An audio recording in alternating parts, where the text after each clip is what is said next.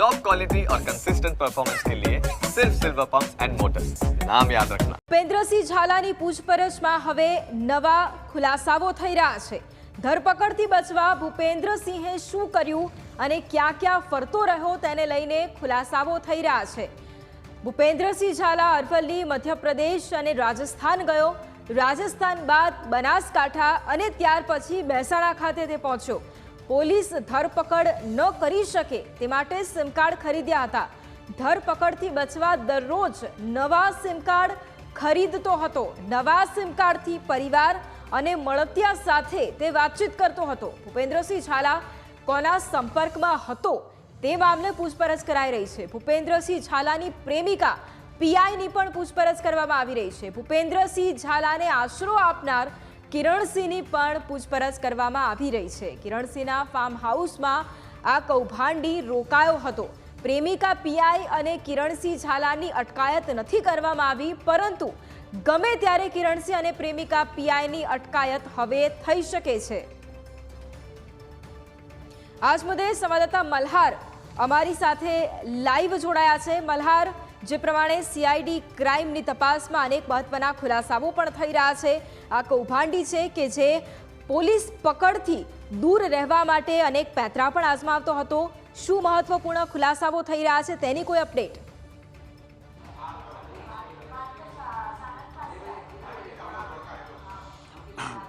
ચોક્કસથી વૈભવી નજર કરીએ તો ભૂપેન્દ્ર ઝાલાની ગઈકાલે મોડાસા મહેસાણા ખાતે જે છે તે ધરપકડ સીઆઈડી ક્રાઇમ દ્વારા કરવામાં આવી હતી। ત્યારબાદ તેને ગાંધીનગર સીઆઈડી ક્રાઇમની ઓફિસે જે લાવવામાં આવ્યો હતો। ત્યારબાદ મોડી રાત સુધી તેની જે છે તે પૂછપરછ કરવામાં આવી હતી, પરંતુ મહત્વની વાત એ છે કે છેલ્લા 32 દિવસથી જે છે તે ભૂપેન્દ્રસિંહ ઝાલા બે રાજ્યો સહિત ગુજરાતના અન્ય જિલ્લાઓની અંદર રોકાયો હતો। તે પ્રકારની વિગતો જે છે તે હાલના તબક્કે સામે આવી રહી છે। શરૂઆતમાં ભૂપેન્દ્રસિંહ ઝાલા જે છે તે અરવલ્લી થઈને મધ્યપ્રદેશમાં નાસી છૂટ્યો હતો, અને ત્યારબાદ ત્યાંથી રાજસ્થાન અને રાજસ્થાનથી બનાસકાંઠા થઈને જે છે તે સીધો મહેસાણા ખાતે આવ્યો હતો। પરંતુ મહત્વની વાત એ છે કે ભૂપેન્દ્રસિંહ ઝાલા જે છે તે નાસ્તો ફરતો હતો તે દરમિયાન તે ગુજરાતમાં કેટલાક લોકો સાથે સંપર્કમાં હતો, ખાસ કરીને તેના જે પ્રેમિકા તરીકે પીઆઈ છે તેના સંપર્કમાં હતો। આ ઉપરાંત તેના જે નજીકના જે સભ્યો હતા તેના અને પરિવારના સભ્યો સાથે જે છે સતત સંપર્કમાં હતો। જોકે સીઆઈડી ક્રાઇમે તપાસ દરમિયાન જાણવા મળ્યું હતું કે ભૂપેન્દ્રસિંહ ઝાલા જે છે તે દરરોજ જે છે તે સિમ કાર્ડ જે છે તે ખરીદતો હતો, એટલે કે અલગ અલગ પ્રકારના સિમ કાર્ડ ખરીદીને તેના ઉપરથી જે છે સંપર્ક સાધતો હતો અને અહીંયા આગળ ચાલતી ગતિવિધિના સમાચાર જે છે તે હાંસલ કરતો હતો। આ ઉપરાંત સીઆઈડી ક્રાઇમે એ પણ જણાવ્યું હતું કે ગત મોડી રાત્રે લગભગ 3 કલાક કરતાં વધુ જે છે તે સીઆઈડી ક્રાઇમના ઇન્ચાર્જ ડીઆઈજી પરિષિતા રાઠોડ અને એસપી હિમાંશુ વર્મા દ્વારા જે છે તે પૂછપરછ કરવામાં આવી હતી। 3 થી 4 કલાક સુધી આ પૂછપરછ જે ચાલી હતી તે દરમિયાન તેને સીએને જે અગાઉ જે સીઆઈડી ક્રાઇમ દ્વારા જે પૂછપરછ કરાઈ હતી અને સીએના જે નિવેદનો હતા તે નિવેદનોને લઈને ક્રોસ વેરિફિકેશન જે છે તે ગઈકાલ મોડી રાત્રે કરવામાં આવ્યું હતું। તદુપરાંત ભૂપેન્દ્રસિંહ ઝાલાએ ગુલમોહરના માધ્યમથી, એટલે કે જે એની સ્કૂલ છે તેના માધ્યમથી કેટલું રોકાણ કર્યું છે, કેટલી જમીનો ખરીદી છે, આ સમગ્ર મામલે જે છે તે પૂછપરછ કરી હતી। આ ઉપરાંત જે 6000 કરોડનું જે રોકાણની વાત સામે આવી રહી છે, એટલે કે 6000 કરોડનું રોકાણમાં તેણે ક્યાં રોકાણ કર્યું હતું, એટલે કે બિટકોઇનની અંદર રોકાણ કર્યું છે, કેવા પ્રકારનું રોકાણ કર્યું છે, આ સમગ્ર મામલે જે છે તે સીઆઈડી ક્રાઇમ દ્વારા જે છે તે ગત મોડી રાત્રે પણ પૂછપરછ કરાઈ હતી। આ ઉપરાંત ગુલમોહર ટ્રસ્ટના માધ્યમથી જે શિક્ષકો હતા એ શિક્ષકોને જે વિદેશ પ્રવાસ મોકલવામાં આવ્યા હતા તે મામલે પણ ભૂપેન્દ્રસિંહને જે છે પૂછપરછ કરાઈ હતી, પરંતુ ભૂપેન્દ્રસિંહ ઝાલાએ આ મામલે સ્પષ્ટ ઇનકાર કર્યો હતો કે તેણે કોઈ પણ શિક્ષકને જે છે તે વિદેશ પ્રવાસ નહોતા મોકલ્યા। એટલે કે આ મામલે પણ જે છે તે સીઆઈડી ક્રાઇમે જે છે તેના નિવેદનો નોંધ્યા હતા। આ ઉપરાંત તે ગુજરાતમાં મહેસાણામાં છેલ્લા 10-15 દિવસથી જે ફાર્મ હાઉસમાં છુપાયેલો હતો ત્યારે તેની કોણ મદદ કરતું હતું, ગુજરાતમાં તે કોના સંપર્કમાં હતો, તેને કોણ પડદા પાછળ મદદ કરતું હતું, આ સમગ્ર મામલે જે છે તે સીઆઈડી ક્રાઇમ દ્વારા તેને પ્રશ્ન પૂછવામાં આવે છે અને તેના જવાબ પણ તેને કેટલાકના આપ્યા છે અને કેટલાકના સાથ સહકાર નથી આપ્યો, જેના કારણે સીઆઈડી ક્રાઇમ જે છે તે આજ બપોરે તેને કોર્ટમાં રજૂ કરશે અને કોર્ટમાં રજૂ કર્યા બાદ લગભગ 15 દિવસથી તે વધુના રિમાન્ડ જે છે તે માંગી શકે છે। પરંતુ 2 વાગે સત્તાવાર રીતે સીઆઈડી ક્રાઇમ દ્વારા જે છે તે પત્રકાર પરિષદ કરવામાં આવશે અને તેની અંદર સ્પષ્ટ જણાવવામાં આવશે કે ભૂપેન્દ્રસિંહ ઝાલાના કેવા પ્રકારના પ્રશ્નો પૂછાયા હતા અને કેવા પ્રકારના તેણે જવાબો આપ્યા હતા। જી બિલકુલ મલ્હાર, આભાર તમામ જાણકારી માટે. તો જે પ્રમાણે આ કૌભાંડી ભૂપેન્દ્રસિંહ ઝાલા કે જે તેની ધરપકડ તો કરવામાં આવી છે, અનેક ખુલાસાઓ પણ અત્યારે થઈ રહ્યા છે. તો હવે મેપના માધ્યમથી એ સમજવું છે કે જે આ કૌભાંડી છે ભૂપેન્દ્રસિંહ ઝાલા, જે અત્યાર સુધી નાસ્તો ફરતો હતો અને પોલીસ પકડથી દૂર હતો, ત્યારે આ કૌભાંડી કયા કયા વિસ્તારમાં જઈને તે છુપાયો હતો તેની ઉપર પણ નજર કરવાની છે. કારણ કે આ કૌભાંડી ન માત્ર ગુજરાતમાં પરંતુ ગુજરાત બહાર પણ તે છુપાયો હતો. સૌથી પહેલા આ જે કૌભાંડી છે તે અરવલ્લી ખાતે છુપાયો હોય તેવી માહિતી સામે આવી હતી. અરવલ્લી ખાતે સૌથી પહેલા આ કૌભાંડી છુપાયો હતો. ત્યારબાદ આ જે કૌભાંડી છે તે મધ્યપ્રદેશ તરફ જાય છે.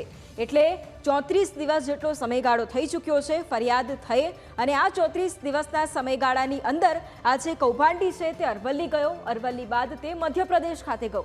મધ્યપ્રદેશમાં રોકાણ બાદ તે રાજસ્થાન તરફ જાય છે અને રાજસ્થાનમાં તે રોકાણ કરે છે પોલીસ પકડથી દૂર રહેવા માટે.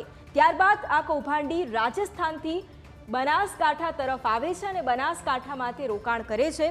જો કે પોલીસ ત્યાં પહોંચે તે પહેલાં જ આ જે કૌભાંડી છે તે ત્યાંથી ફરાર થઈ જતો હતો. એટલે આરોપી બનાસકાંઠાથી પણ ફરાર થયો અને ત્યારબાદ ગઈકાલે જ્યારે આરોપીની ધરપકડ કરવામાં આવી મહેસાણા ખાતેથી, મહેસાણાના નજીકમાં આવેલું એક નાનકડું ગામ છે ત્યાંથી આ કૌભાંડીની ધરપકડ કરવામાં આવી. એટલે આ કૌભાંડી મહેસાણા ખાતે જ્યારે છુપાયેલો હતો ત્યારે પોલીસને બાતમી મળી અને તેના આધારે તેની ધરપકડ કરવામાં આવી. ફરી એક વખત ટૂંકમાં સમજી લઈએ. સૌથી પહેલાં આ કૌભાંડી અરવલ્લી ખાતે જાય છે. અરવલ્લી બાદ તે મધ્યપ્રદેશ ખાતે જાય છે. મધ્યપ્રદેશમાં છુપાયેલો રહે છે અને ત્યારબાદ તે રાજસ્થાન જાય છે. રાજસ્થાનમાં પણ તે છુપાયેલો રહે છે. ત્યારબાદ તે બનાસકાંઠા તરફ આગળ આવે છે. બનાસકાંઠામાં પણ થોડો સમય તે છુપાયેલો રહે છે અને ત્યારબાદ મહેસાણા ખાતે તે આવીને છુપાય છે. એક ફાર્મ હાઉસમાં તે છુપાય છે અને ત્યાંથી તેની ધરપકડ કરવામાં આવે છે. એટલે મેપના માધ્યમથી અત્યારે એ સમજ્યું છે કે આ કૌભાંડી છે કે જે પોલીસ પકડથી દૂર રહેવા માટે કેવા પેંતરા અજમાવતો હતો. આગોતરા તેણે જામીન અરજી તો કરી હતી પરંતુ તેને એ ફટકો પડ્યા બાદ હવે મહેસાણામાં ગઈકાલે તેની ધરપકડ કરવામાં આવી. ત્યારબાદ તેને ગાંધીનગર ખાતે લાવવામાં આવ્યો. તેનું મેડિકલ ચેકઅપ છે તે પણ કરવામાં આવ્યું અને ત્યારબાદ આ જે કૌભાંડી છે તેના જે રિમાન્ડ છે તેની પણ માંગણી આજે કરવામાં આવશે. આજે બપોરે લગભગ તેને કોર્ટમાં રજૂ કરવામાં આવશે અને ત્યારબાદ તેના રિમાન્ડની માંગણી પણ કરવામાં આવશે. આ કૌભાંડી હવે જ્યારે ઝડપાયો છે ત્યારે તેના સાગરીતો, તેના જે એજન્ટો છે તેના વિશે પણ મહત્વપૂર્ણ ખુલાસાઓ થઈ શકે છે. કારણ કે આ કૌભાંડીની જે આખી ચેન હતી તેમાં પણ અનેક લોકોના નામ હવે સામે આવી શકે છે.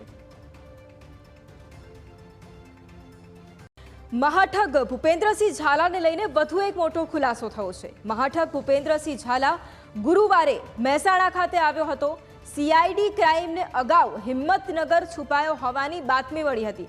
હિંમતનગરના ગ્રોમોર સંકુલમાં છુપાયો હોવાની બાતમી મળી હતી. ગુરુવારે હિંમતનગર ખાતે સર્ચ થતાં તે દવાડા ભાગી આવ્યો હતો. દવાડા ગામમાં સીઆઈડી ટીમ જે 2 દિવસથી સતત ખાનગી રાહે તપાસ કરી રહી હતી અને સીઆઈડી ક્રાઇમની ટીમને ત્યાં મોટી સફળતા મળી હતી.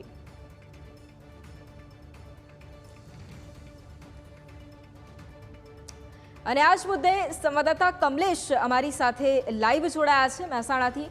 કમલેશ, જે આ મહાઠગ ભૂપેન્દ્રસિંહ ઝાલા કે જે પોલીસ પકડથી દૂર રહેવા માટે નાસ્તો ફરતો હતો, ન માત્ર ગુજરાતમાં પરંતુ ગુજરાત બહાર પણ તે ભ્રમણ કરી આવ્યો છે પોલીસથી બચવા માટે. હવે જે પ્રમાણે તે મહેસાણા ખાતેથી એક ગામ છે ત્યાંથી તે ઝડપાયો હતો, કઈ રીતે પોલીસ દ્વારા તપાસ કરવામાં આવી, કઈ રીતે જે સમગ્ર મામલો છે તે ખુલ્યો હતો અને ત્યારબાદ તેની ધરપકડ કરવામાં આવી, તેને લઈને શું વિગતો છે? મહાઠગ ભૂપેન્દ્રસિંહ ઝાલા સામે સીઆઈડી ક્રાઇમમાં ફરિયાદ દાખલ થઈ અને ત્યારબાદ તે વોન્ટેડ હતો. પોલીસ પકડથી બચવા માટે સતત પોતાનું લોકેશન બદલતો રહેતો હતો. પ્રથમ અરવલ્લી જિલ્લામાં, ત્યારબાદ રાજસ્થાન, ત્યારબાદ મધ્યપ્રદેશ અને વિવિધ વિસ્તારોમાં ઉત્તર ગુજરાતના પોતાના સગાવાલાઓને ત્યાં તે ફરતો રહેતો હતો અને સતત મોબાઈલ ફોન બંધ રાખીને લોકેશન ચેન્જ કરતો રહેતો હતો. તેની જામીન અરજી, જે આગોતરા જામીન અરજી હતી, એ કોર્ટે ફગાવી દીધી અને ત્યારબાદ તેની ધરપકડ માટેનો તખ્તો તૈયાર કરવામાં આવ્યો. સીઆઈડી ક્રાઇમના ડીસીપી છે ચૈતન્ય માંડલિકની રાબરી હેઠળ આખું ઓપરેશન પાર પાડવામાં આવ્યું અને જે મહેસાણા ખાતે પીએસઆઈથી પોતાની કારકિર્દી શરૂ કરનાર આરએસ પટેલ કે જે અત્યારે સીઆઈડી ક્રાઇમમાં ડીવાયએસપી છે અને તેમના માર્ગદર્શન હેઠળ આખી ટીમ તૈયાર કરવામાં આવી. આ ટીમને બાતમી મળી હતી કે જે ભૂપેન્દ્રસિંહ ઝાલા છે હિંમતનગર ખાતે પોતાનો જે સંકુલ છે ગ્રોમોર વિદ્યા સંકુલ ત્યાં છુપાયો છે અને આ બાતમી આધારે પ્રથમ ત્યાં સર્ચ ઓપરેશન કરવામાં આવ્યું હતું, પરંતુ આ સર્ચ દરમિયાન તે ત્યાંથી મળી આવ્યો ન હતો. ત્યારબાદ સીઆઈડી ક્રાઇમને વિગત મળી હતી કે જે ભૂપેન્દ્રસિંહ ઝાલા છે એ મહેસાણા જિલ્લાના એક ગામમાં છુપાયો છે, દવાડા ગામમાં છુપાયો છે. આ પ્રકારની બાતમી મળી હતી અને સીઆઈડી ક્રાઇમની ટીમ દ્વારા પોતાના બાતમીદારોને કામે લગાડવામાં આવ્યા હતા, જેમાં આખા દવાડા ગામમાં સર્ચ ઓપરેશન કરવામાં આવ્યું હતું. ખાનગી રાહે સર્ચ ઓપરેશન કરવામાં આવ્યું, પરંતુ કોના ઘરમાં તે છુપાયો છે તે પોલીસ કહી શકી કારણે તેને શોધવું મુશ્કેલ થઈ પડ્યું હતું. પરંતુ ત્યારબાદ ગામમાંથી તે ન મળતા તેને સીમ વિસ્તારમાં પોલીસની ટીમ દ્વારા ધ્યાન કેન્દ્રિત કરવામાં આવ્યું હતું અને સીમ વિસ્તારમાં જે કિરણસિંહ ચૌહાણ છે તેના ફાર્મ હાઉસમાં તે છુપાયો હોવાની વિગત મળી હતી. ગુરુવારે ભૂપેન્દ્રસિંહ ઝાલા કિરણસિંહ ચૌહાણના ફાર્મ હાઉસ ઉપર આવ્યો હતો અને શુક્રવારે તેની અટકાયત કરવામાં આવી હતી. સીઆઈડી ક્રાઇમની ટીમ દ્વારા સતત 24 કલાક સુધી દવાડા ગામની સીમ વિસ્તારમાં સર્ચ ઓપરેશન કરવામાં આવ્યું હતું અને તેમાં ચોક્કસ બાતમીદારો આધારે કે જે ડીવાયએસપી આર.એસ. પટેલ છે તે મહેસાણા ખાતે અગાઉ એલસીબી પીઆઈ તરીકે ફરજ બજાવતા હતા અને તેના કારણે તેમના બાતમીદારો લોકલ લેવલે ખૂબ મજબૂત હોવાને કારણે તેમને ચોક્કસ બાતમી મળી હતી કે જે કોંગ્રેસના નેતા છે કીર્તિસિંહ ઝાલા, તેમના ભાણિયા કિરણસિંહ ચૌહાણ કે તે ભૂપેન્દ્રસિંહ ઝાલા છે તેની ફિયાન્સીના માનેલા ભાઈ છે અને તેના ત્યાં અને આશરો લીધો હોવાની વિગત મળી હતી અને આ વિગત આધારે ગઈકાલે 5:30 કલાકે ઓપરેશન પાર પાડવામાં આવ્યું હતું અને ભૂપેન્દ્રસિંહ ઝાલાની સાથે સાથે કિરણસિંહ ચૌહાણને પણ પૂછપરછ માટે સીઆઈડી ક્રાઇમ ખાતે લઈ જવાયા હતા. જોકે અહીં સવાલ એ છે કે ભૂપેન્દ્રસિંહ જે ઝાલા છે કેટલા સમયથી અહીં આવ્યો હતો અને ક્યારે આવ્યો હતો અને અગાઉ પણ આવ્યો હતો કેમ, તે બાબતની પણ પોલીસ દ્વારા તપાસ હાથ ધરવામાં આવી છે. જોકે કિરણસિંહ ચૌહાણના જે મામા છે જે કમલેશ, જે રીતે કિરણસિંહ ચૌહાણ છે એ એડવોકેટ છે અને એડવોકેટના નાતે ભૂપેન્દ્રસિંહ ઝાલા તેમની પાસે કાયદાકીય સલાહ લેવા માટે આવ્યો છે. આમ તેમની વચ્ચે માત્ર અસીલ અને વકીલનો સંબંધ હોવાનો એક પ્રશ્ન કરવામાં આવી છે. જોકે તેમના દ્વારા એ હજુ કિરણસિંહ ચૌહાણ દ્વારા આ મામલે કોઈ પણ પ્રતિક્રિયા નથી આપવામાં આવી, પરંતુ આગામી સમયમાં જ્યારે હવે તપાસ થશે ત્યારે કિરણસિંહ ચૌહાણની આ પકડમાં કોઈ ભૂમિકા હશે કે કેમ અને તેમના દ્વારા કેવા પ્રકારની મદદ કરવામાં આવી તે અંગેના ખુલાસા થઈ શકે છે. જી બિલકુલ કમલેશ, આભાર તમામ જાણકારી માટે. તો સીઆઈડી ક્રાઇમે ભૂપેન્દ્રસિંહ ઝાલાની પૂછપરછ કરી છે અને ભૂપેન્દ્રસિંહ ઝાલાની 3 કલાક કરતાં પણ વધુ પૂછપરછ કરવામાં આવી છે. કિરણસિંહ ઝાલાના ફાર્મ હાઉસમાં ભૂપેન્દ્રસિંહ ઝાલા રોકાયો હતો. મોડી રાત્રે કિરણસિંહની પણ પૂછપરછ કરવામાં આવી હતી. કિરણસિંહ ઝાલાની અટકાયત નથી કરવામાં આવી, પરંતુ તેની પૂછપરછ પણ કરવામાં આવી રહી છે. આગામી સમયમાં જો તેની પણ અટકાયત કરવામાં આવે તો નવાઈ નહીં. સીઆઈડી ક્રાઇમે આ કૌભાંડીની પૂછપરછ કરી લગભગ 3 કલાક કરતાં પણ વધુ તેની પૂછપરછ ચાલી હતી. કિરણસિંહ ઝાલાના ફાર્મ હાઉસમાં ભૂપેન્દ્રસિંહ ઝાલા રોકાયો હતો. મોડી રાત્રે કિરણસિંહની પૂછપરછ છે તે પણ કરવામાં આવી હતી અને હાલ જે કિરણસિંહ ઝાલા છે તેની અટકાયત તો નથી કરવામાં આવી, પરંતુ તેની પૂછપરછ કરવામાં આવી હતી.